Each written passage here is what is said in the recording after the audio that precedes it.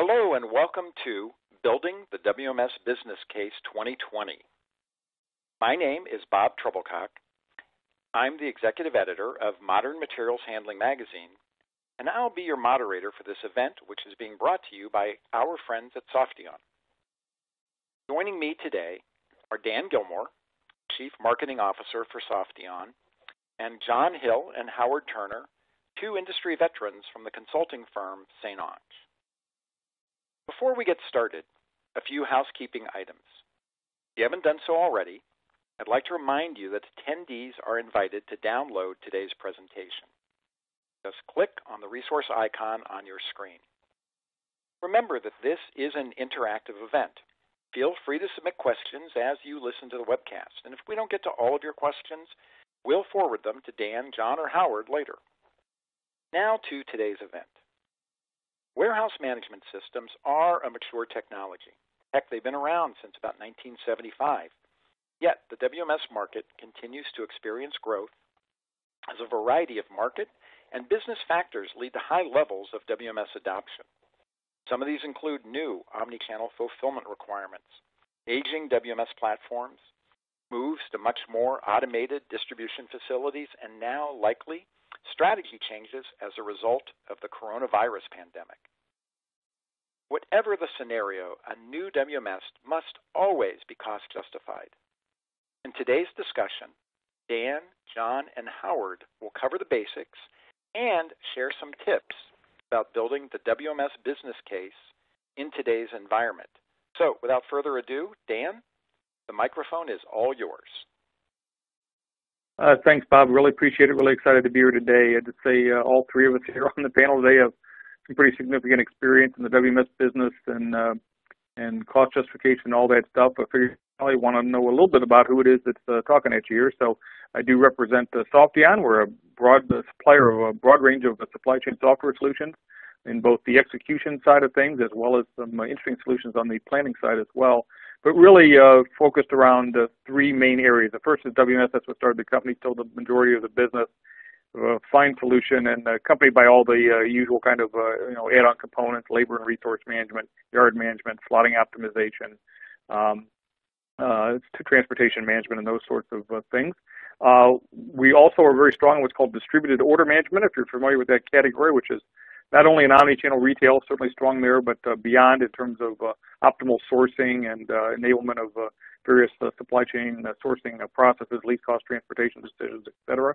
And then more recently and really excitingly is this notion of warehouse execution systems that sits on top of a WMS and provides new layer, new capabilities in terms of order fulfillment optimization and orchestration that go beyond what is typically found even in very high-end WMS solutions. So it's a nice portfolio of solutions. Our customers include folks like Duluth Trading Company, the prominent omnichannel retailer, UPS Supply Chain Solutions, major convenience store chain, Casey's, major auto parts manufacturer, Denso, growing 3PL, and major provider, Saddle Creek Logistics, et cetera, et cetera. So we have a very strong customer base and a very broad set of solutions that we'd love to talk to you about at some point. So with that, I'm going to turn it over to John to introduce St. Onge.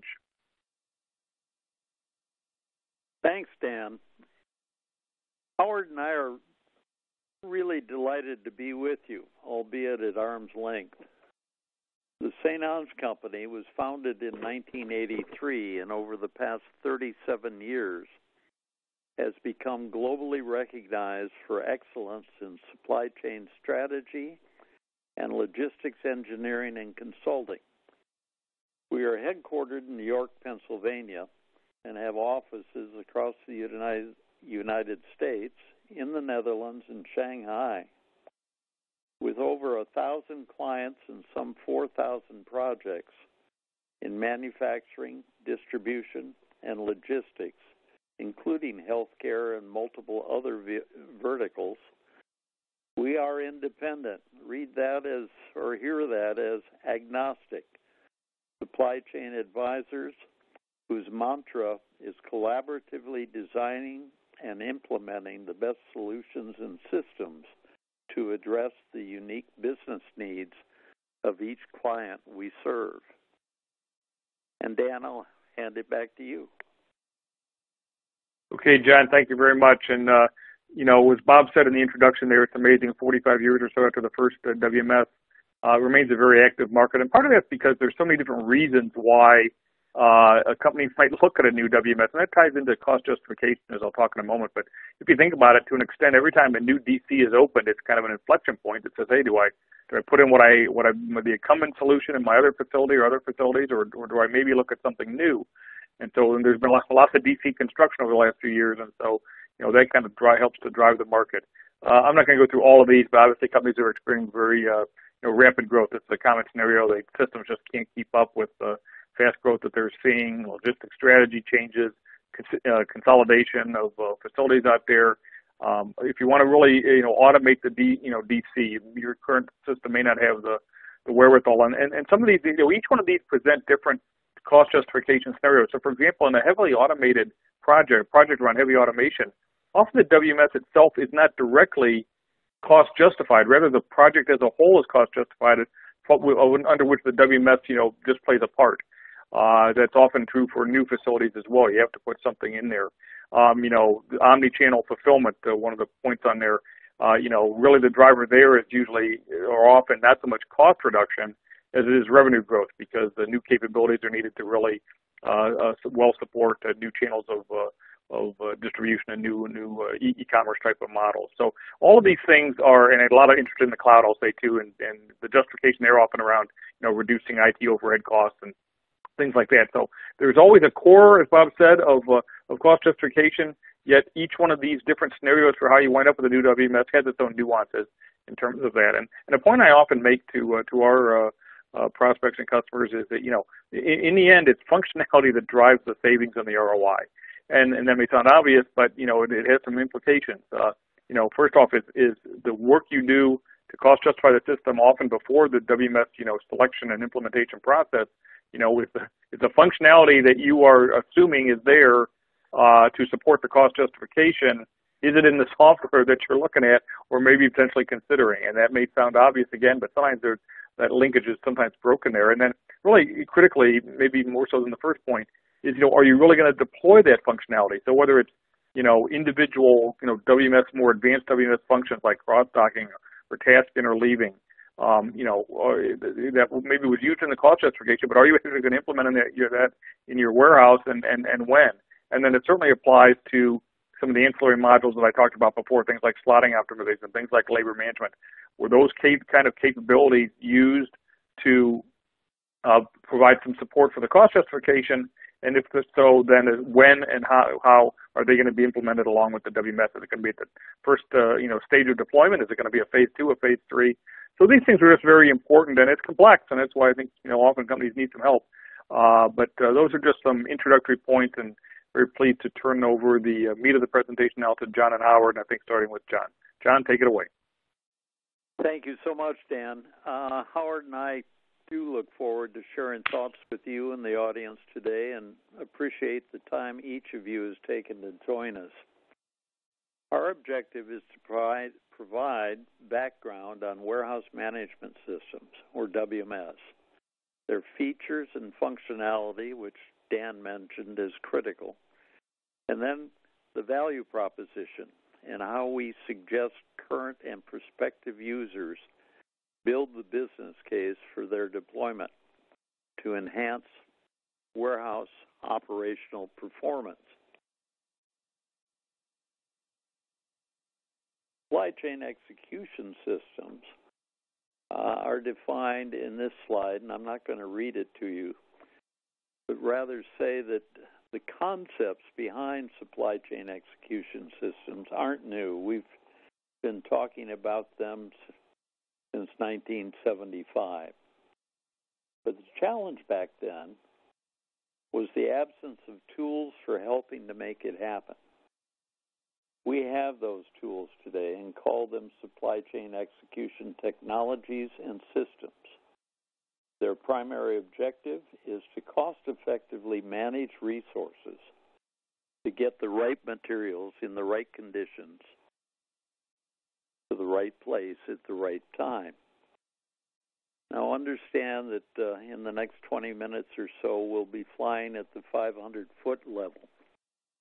but I'll mention to the audience, if the landscape you see suggests opportunities for you to deploy a WMS or even fine-tune the one you have, please let any one of the three of us know, and we'll gladly point you to the additional resources that will facilitate getting started and doing the job the first time. The key to the evolution of these systems has been accurate real-time data capture and processing that enables synchronous material and data flow while facilitating proactive exception resolution and tightening supply chain integrity. Simply put, every time a product moves, be it in receiving, storage, during picking, at the shipping dock, or on the road, the information associated with its identity, characteristics, and physical location should be updated. Further, data on inventory, operator and equipment availability, and performance should be readily accessible to warehouse and customer service personnel as well as other stakeholders. Now, as both Dan and I have suggested, WMS emerged in the marketplace in 1975, when J.C. Penney deployed the first one in Southern California to bridge the gap between enterprise-level customer service and order management and the J.C. Penney distribution center with a system that could manage task execution in real time. Over the years, with increasing refinement of warehouse management systems, the operational visibility provided by WMS has enabled thousands, and that I mean thousands of users, to do a better job of managing inventory and marshaling resources to deliver the right products in the right conditions to the right places at the right time. And equally important, with tools like artificial intelligence and machine learning today, to proactively adapt to the changing conditions and requirements. Let's take a look at their characteristics. The typical WMS, and given the well over 150 packages that have been on the market, I recognize the risk in saying typical. But the typical WMS, nonetheless, handles the basic receiving, storage, picking, and shipping functions shown here. Receiving, for example, accommodates the processing of unexpected or blind receipts, as well as those for which you've received advanced shipping notices. The typical system also directs put away to dedicated and randomly selected storage locations while supporting a variety of picking and shipment handling methods. Shifting gears, how do you build the business case for a WMS? You can scroll through the items on the slide, but basically, cost is not the initial issue. Noting that the best technology and systems installed in a warehouse with ill-defined processes and material flows will only enable users to do things badly faster.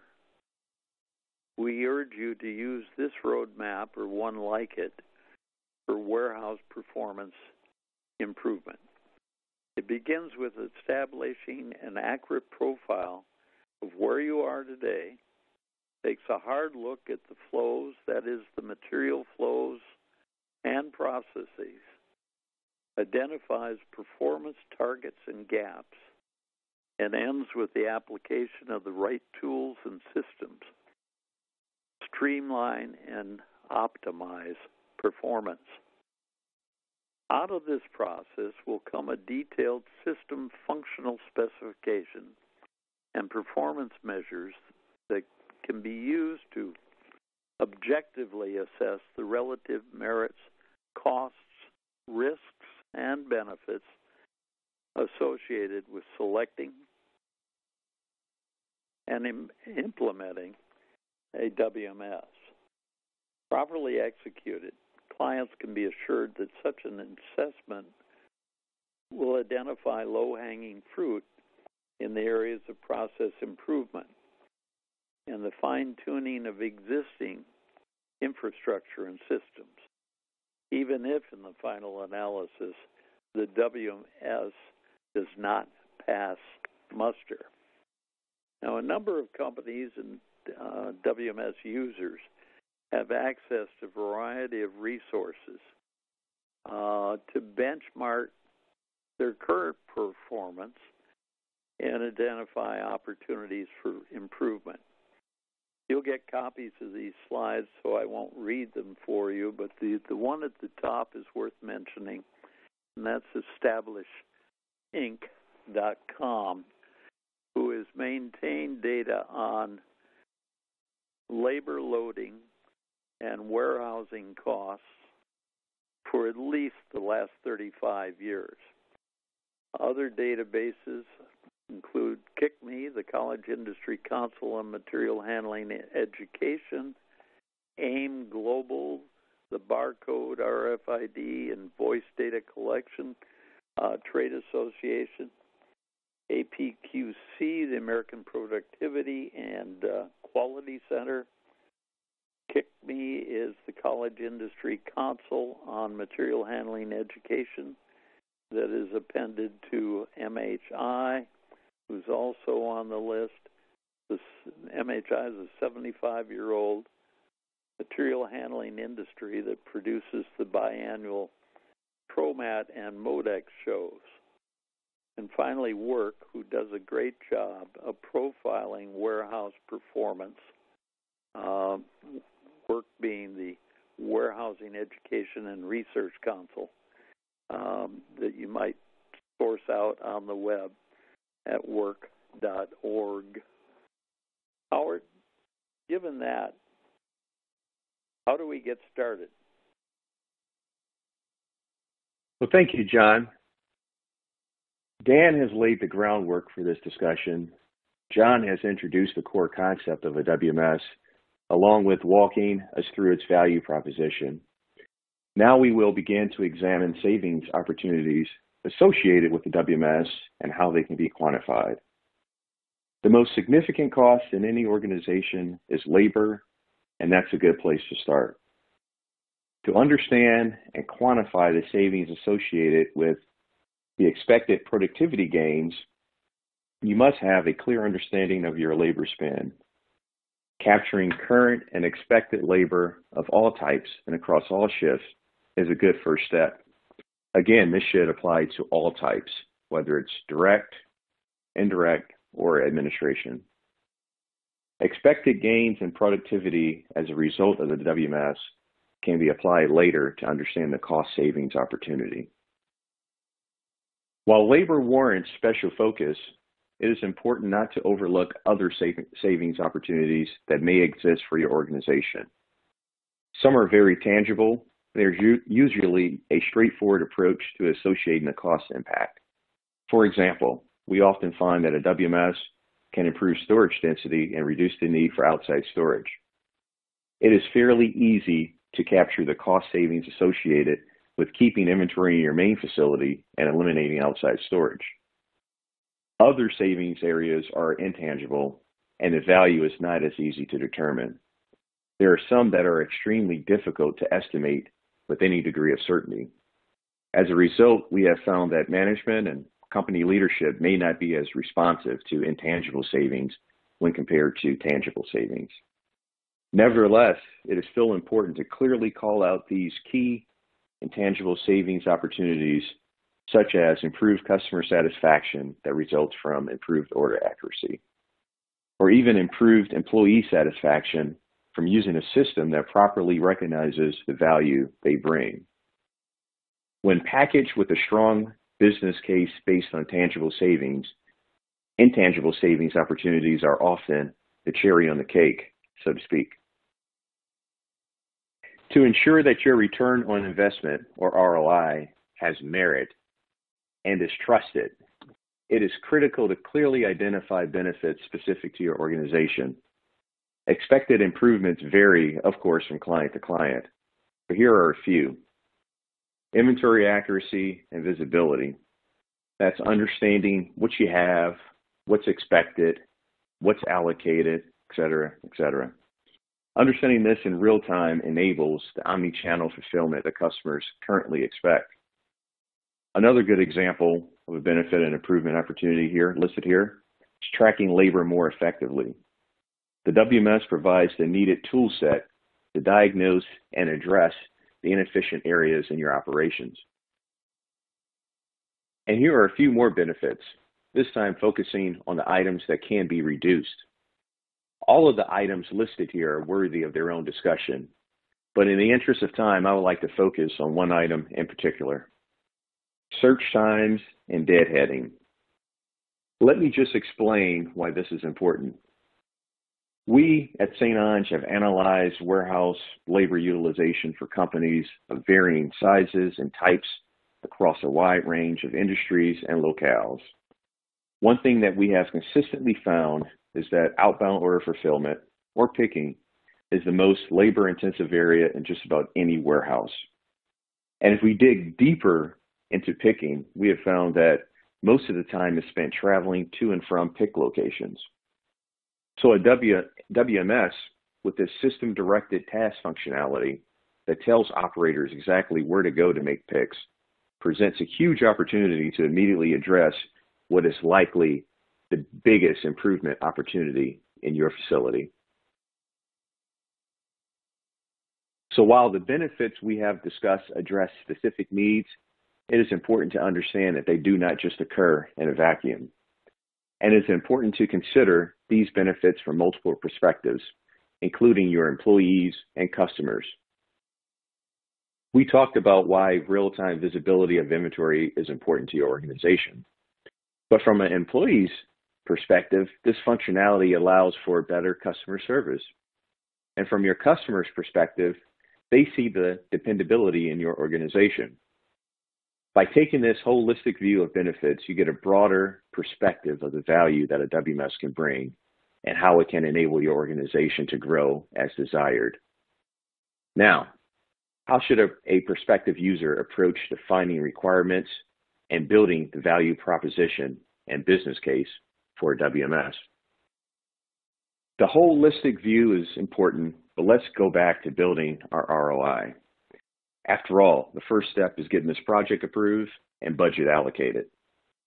So let's go back to the metrics you put together earlier, the ones we've talked about, and let's talk about converting our metrics into key performance indicators, or KPIs, so that we can complete our ROI and later measure success. These are examples of common KPIs that can be collected, projected, and later measured against. This is obviously not an exhaustive list and a vary in type and priority by organization. They are grouped here into fulfillment, inventory, and warehouse. The measurements, if you look at the first column in each table, tend to be fairly consistent across organizations. However, the calculation, the second column shown, varies significantly by company. For example, if you look at the inventory table, we show the calculation for inventory accuracy as actual quantity per SKU compared to the system reported quantity. For some organizations, it is far more important to track this KPI by looking at SKU value instead of quantity. The takeaway here is that you will want to put some thought into the metrics you use to measure performance and determine if they truly indicate the effectiveness of your operations. Once your KPIs are defined, it is then important to understand which ones will be impacted by the WMS, as well as understanding if they can or will be impacted by other systems. This allows for us to avoid the common ROI mistake of overvaluing the impact of the WMS. The same approach can be used in the ROI analysis for other systems as well. What I am showing here is a real example of where KPIs were used to help develop the ROI. We use input from other stakeholders within the company to develop value and to build support. This analysis was completed in less than 6 weeks.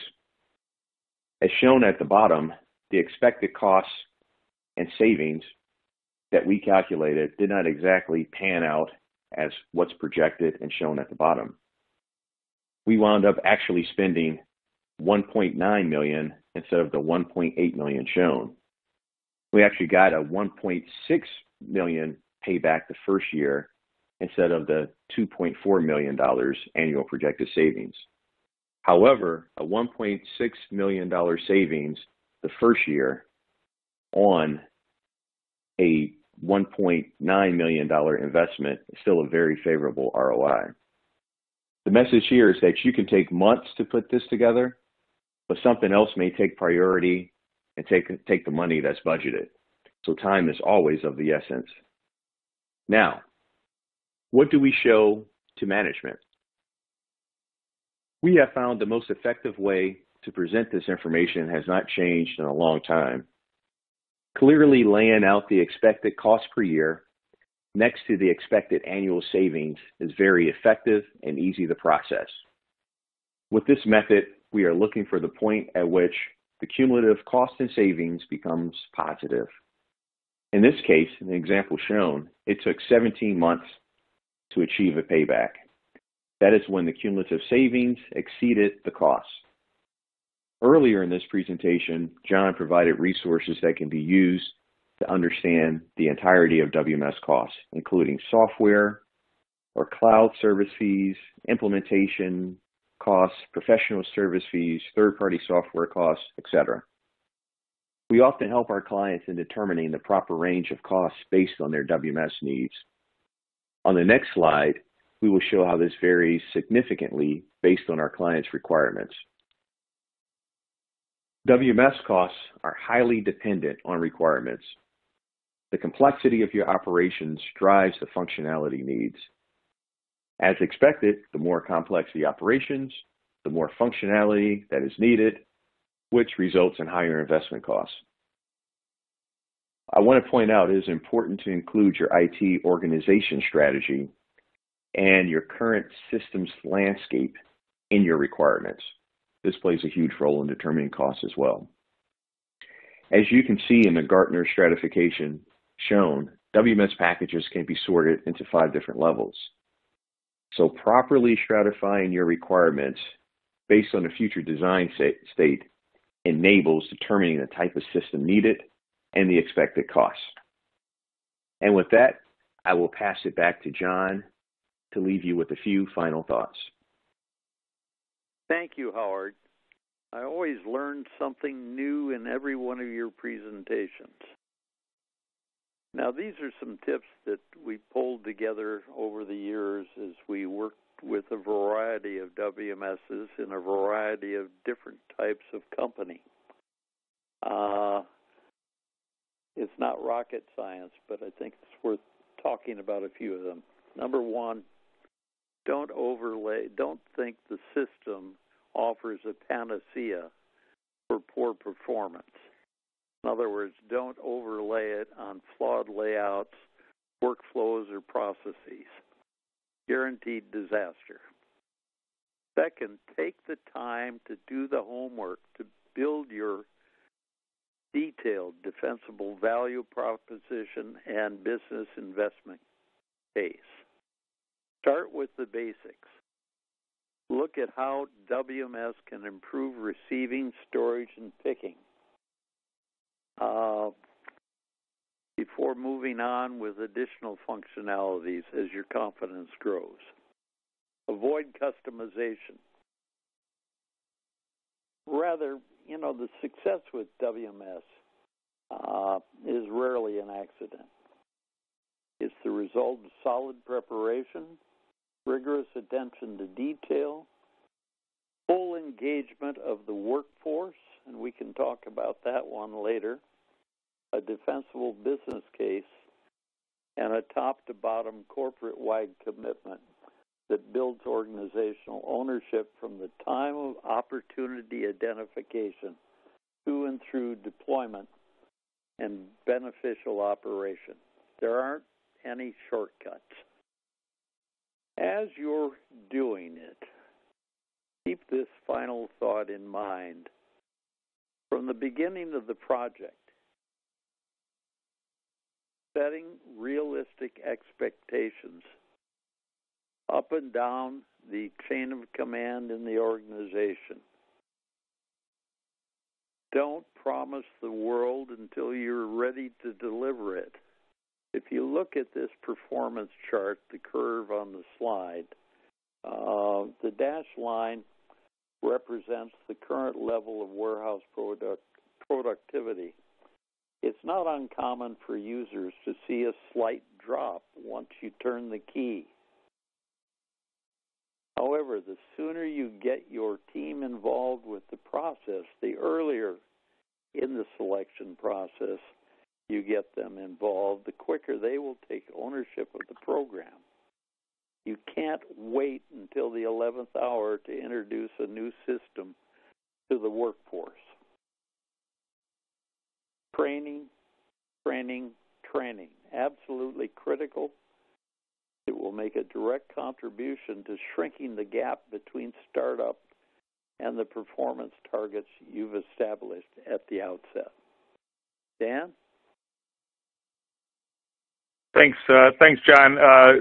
Great stuff from both John and Howard. I'm just going to add a few final comments. Just one of the things I wanted to comment on was, Howard made that statement about the opportunities to reduce labor costs or increase productivity and picking through system-directed, activities.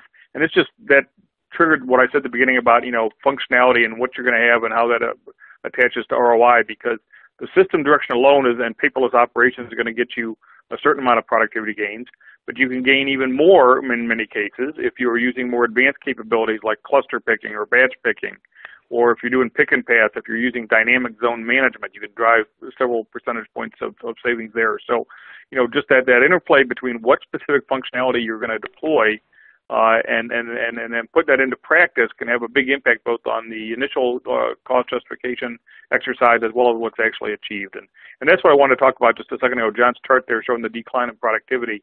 That time, whatever was said on the paper to get the project approved, what you actually realize depends on a number of different factors, and one of them is the time to value. So if it takes you not, a few weeks or a couple of months or whatever it is to get to that value in that steady state condition, that's one thing. If it takes you months, or in some cases you never get there because the implementation wasn't quite right or the software wasn't quite right or any number of different factors, well, the actual achieved ROI now is very different than what was promised, right? And so you really want to look for partners and whatever that can help you get to that time to value, go live on time, reach value, reach steady state quickly. What you're actually going to report back to the big shots in terms of the ROI achieved is going to vary dramatically based on how those things are executed. So I think that's key. And one of the things that I think is very important to bring up now is that the cloud is changing things a little bit, both in terms of deployment, which impacts kind of initial costs and speed, but maybe more importantly in terms of the subscription-type pricing versus an upfront license cost. That changes the dynamics rather dramatically, right? Because if I'm not investing as much or nearly as much at the beginning with an upfront license, but rather I'm paying for it over time, now I'm not so much looking at the ROI on I just make up a number here, a $500,000 investment. Instead, I'm saying, okay, I'm paying, just again, going to make up numbers, I'm paying $20,000 a month. Am I saving 30 or am I saving 40? So that's it's an expense versus a capital investment. And so that changes the ROI equation rather significantly. And so something to really consider. And just one last point about those of you that are looking at, multi-facility rollouts over time. This again, is very, very critical because, you got to look at the total, TCO and scenario over multiple buildings. You could have a case where the first building, the ROI is maybe a little bit iffy, but the cost to implement the second and the third and the fourth buildings are so much lower because you can, lather, rinse, repeat to an extent. Then all of a sudden now the total project may have a very, very favorable ROI. So these are some things that just to consider, and just where this is kind of changing. I'm sorry, a slightly commercial exercise, but SoftBank, for example, has this configuration wizard where you start with a template, whether that's by industry or your first DC, and then as you roll out additional facilities, you can use this tool to basically just configure what is different using almost a TurboTax style dialogue in terms of setting up, not the template includes everything that's the same, and now you just use a tool like this to configure how the remaining sites are different, can dramatically reduce the cost of those and increase the speed of deployment, and that in the end turns back to the ROI for the total project. So something else just to consider. So it's been a great broadcast. You're going to see her on the slide, how to get a hold of us, and with that I'm very pleased to turn it back over to Bob to wrap things up and go through a few questions, I believe. Yeah, thanks, Dan, and thanks, John and Howard, for a great presentation, all three of you. And I want to thank everyone for attending today. And I'd like to remind you that this is an interactive event. Now, we're about to do a brief Q&A, so submit your questions. And if we don't get to all of your questions, we're going to send them over to our presenters later. They can reach back out to you by email. So I've got about 5 questions here. You guys amongst yourselves can decide who wants to take this on. I know I think John and Howard covered this, but what are some of the common mistakes you guys see companies making when they're building the business case? Sure, I'll take that one. I think the most common mistake that I see when building when I see companies building a business case is something that I touched on briefly in this presentation, and that is either overvaluing the value of the WMS or improperly attributing benefits to the WMS. An example being a new layout to the facility that reduces travel time, right? So that new layout in and of itself provides some benefit that's separate from, let's say, the system-directed functionality in a WMS. So making sure you properly apply those benefits correctly so that you don't overstate and oversell what you expect to gain from your warehouse management system investment. This is Dan. I'll just jump in real quick. The only thing I'd say is I think, and not trying to make a plug for St. Ange, but I'm happy to do so, but I think if you're doing this yourself and you haven't done this in the past and haven't done it across many, many sites, it's hard to find all the nuances and get all the right, get all the right savings opportunities, right? So I think, I'd really encourage you if you don't have a deep experience, base within the organization to do this on your own, that it's really going to benefit you. It's going to cost you a little bit of money, but it's really going to benefit you to get somebody that's done dozens of these and really knows how to find where the ROI can be achieved. Great, thank you. I'm actually going to throw this one out to Dan first because I had a great conversation with him about this actually at the last ProMat, but then after Dan, if either John or Howard want to jump in. So Dan, we're seeing a whole lot of robotics, particularly the AMRs in distribution centers. Bots, interact with other automation technologies, put walls, things like that. So how is that going to change distribution, the processes or the results? Well, of course, it's going to have a major impact. And, the interesting thing is when you talked about Modex, just when the coronavirus crisis was breaking here in the U.S., and that's going to do nothing but increase, I think, the tendency to automate, because now you got another factor, which is the risk of infection and whatnot, either from this crisis or something coming down the road. So, it's just going to have a significant impact. And again, as I said at the beginning, if it's a highly automated operation, then often the WMS is just kind of I don't want to say buried, but included in the overall project, automation and software, rather than being the WMS, kind of separately implemented. I am convinced the vast majority of warehouses, I'll say most warehouses in the next 3 to 5 years are going to have automated mobile robots of some kind or another, maybe just as a pilot or maybe more broad, but I think that's a mega trend that's happening in the industry right now. And I think, it's all of us, including the consultants, including our software companies, this will have a little change in the way maybe we think about ROI and gonna cause a little bit of a new model in terms of how you think about things with fewer people and more robots. John or Howard, so this is the chance for you guys to vent. As consultants, what are the biggest challenges you face in working with a company on a business case? I'll let you go on this, Howard, but I will say I bet you're talking about getting the right data up front. Yes, we've talked about this several times, Sean, so you know exactly where I'm going. That's correct. It's data. Capturing the information that's needed to build those metrics, those KPIs that we discuss, a lot of times involves various systems from different parts of the organization, different resources that may or may not be as vested in this project as others, can sometimes present its own challenges in making sure that data is validated. But once the data is in place, the analysis itself and the validation of the analysis happens fairly quickly. But data for sure is the biggest challenge. It's the key. Yeah, and I would say this, Dan, with all the data warehouses and BI tools and all the things we have, it's still awfully hard to get that, get that data. And, as a side note, I mean, one of the benefits of, today's WMSs is hopefully, a lot of that performance data, whatever, now all of a sudden does become easily accessible and can be used to drive, obviously, operational improvement. Two more questions here.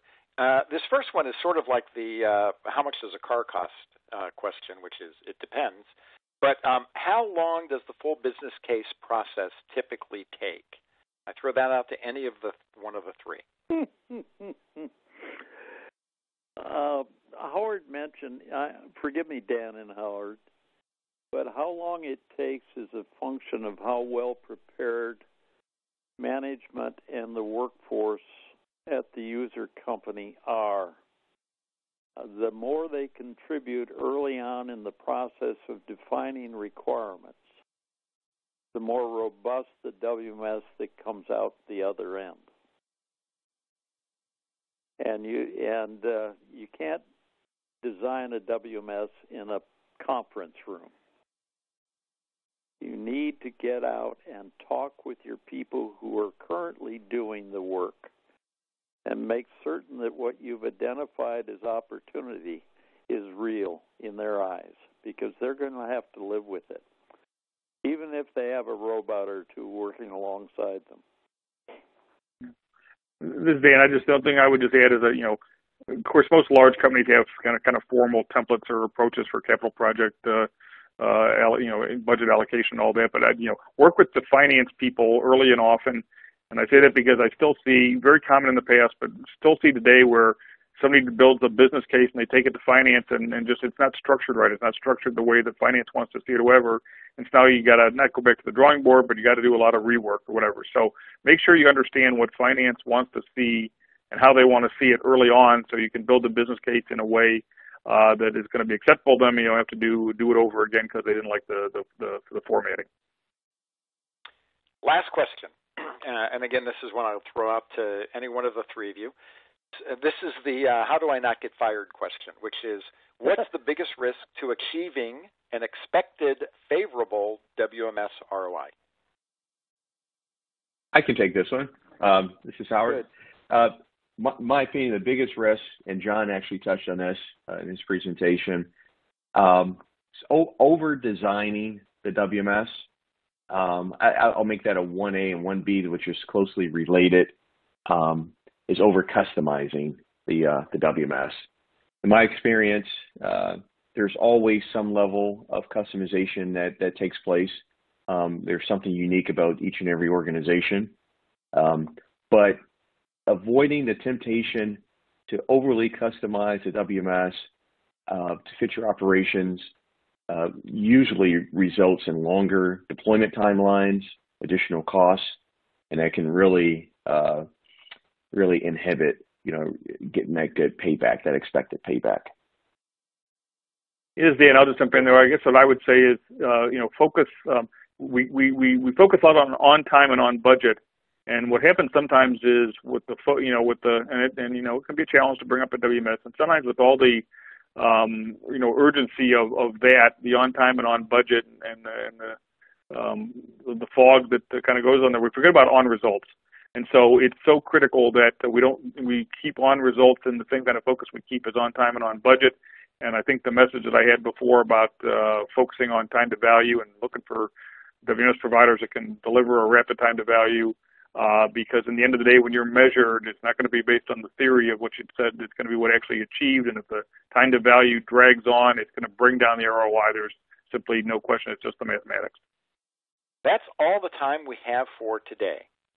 I want to thank Dan, John, and Howard for their presentation, and I want to encourage everyone to download the presentation in the resource box. There's a lot of great information in there, so be sure to click on the resource icon on your screen.